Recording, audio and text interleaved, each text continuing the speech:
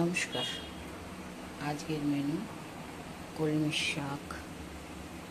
কলমি শাকটা প্রথমে আমি কেটে তেল গরম করে কালো জিরে, শুকনো লঙ্কা আর রসুন ফোড়ন দিয়ে করেছি।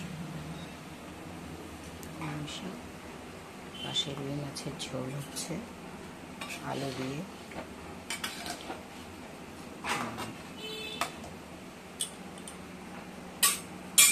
তার পাশে চিলি ফিশ,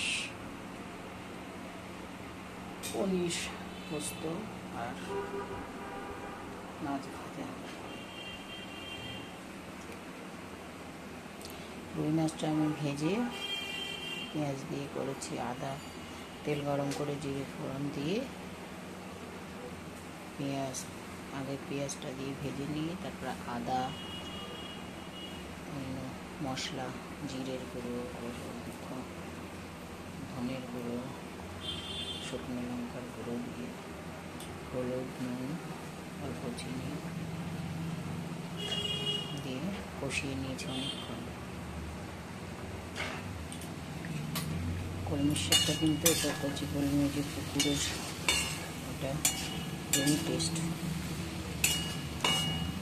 আর খুব নরম হয়ে যায়।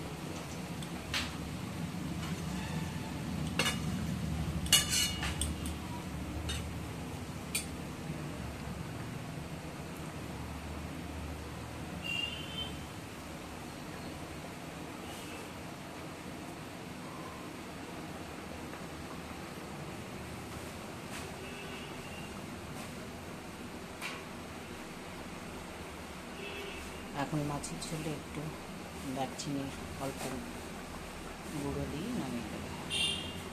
দারুণ খেতে দিয়ে দেবো।